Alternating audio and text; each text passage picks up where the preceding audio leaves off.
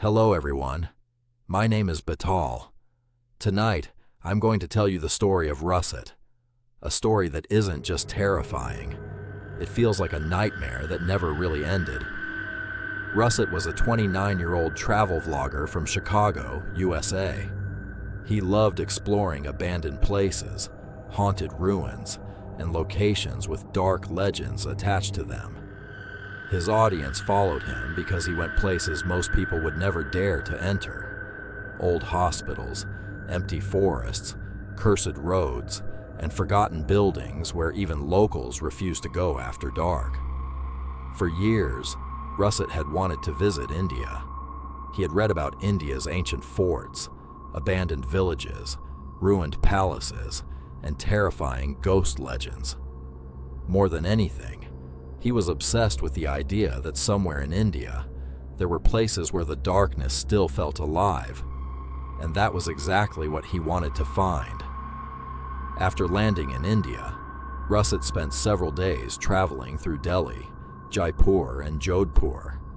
During the day, he filmed colorful streets, old forts, and local markets. But at night, sitting alone in his hotel room, he searched for one thing only: a place that people were truly afraid of. One evening, while drinking tea at a roadside dhaba outside Jaipur, Russet asked an old man sitting nearby, "Is there any place around here that people avoid at night?" The old man looked at him for a few seconds before asking, "You're a tourist?" Russet smiled. "Yeah, I'm looking for haunted places." The man's expression changed immediately. He leaned closer and lowered his voice. "If you really want fear, go to a village called Kaali Dhani. There's an old mansion there. People say a woman's spirit lives inside it. No outsider is allowed in after dark. Anyone who goes there at night either never comes back or comes back different."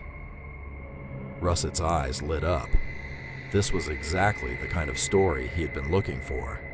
He quickly saved the location on his phone and said with a grin, "Perfect. That's where I'm going." The old man suddenly grabbed his wrist. His grip was weak, but his voice was firm. "Don't treat it like a joke.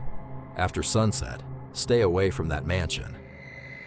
Russet laughed softly and pulled his hand away. "I don't believe in ghosts." That night, around 11 p.m., Russet drove his rented SUV toward Kaali Dhani. As the lights of Jaipur disappeared behind him, the roads grew emptier and darker. Dry trees stood on both sides of the road, like silent figures watching him pass. A cold wind moved across the desert, carrying dust through the headlights. His dashboard camera was recording, and Russet spoke into it with excitement. "Guys, right now I'm heading toward one of the most haunted places in Rajasthan." About 90 minutes later, he saw a broken stone sign at the side of the road, Kaali Dhani. The moment he entered the village, something felt wrong. The place was almost completely silent. No voices, no barking dogs, no music, no lights except for a weak lantern hanging outside a tiny roadside shop. It felt less like a village, and more like a place that had been abandoned in a hurry. Near that lantern sat an old woman with sunken eyes and a face lined with fear. Russet rolled down the window and asked, "Which way is the mansion?" The woman looked at him, then at the camera mounted near his dashboard. The color drained from her face. "You shouldn't go there," she whispered. "Why?"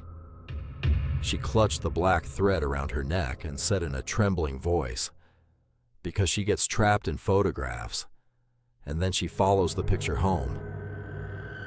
Russet gave a half smile, thanked her, and drove on.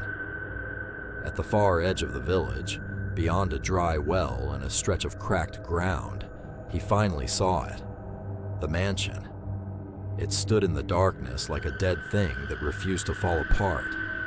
Broken balconies, cracked stone walls, black stains running down the sides, a shattered roof where something pale hung and swayed in the wind. Russet parked the SUV, grabbed his camera, turned on his flashlight, and walked to the massive wooden entrance. The door creaked open with a sound so heavy and slow that it sent a chill straight through his spine. Inside, the air smelled rotten and wet, as if sunlight had not touched the place for decades. Old portraits hung on the walls, but every face had been violently scratched out.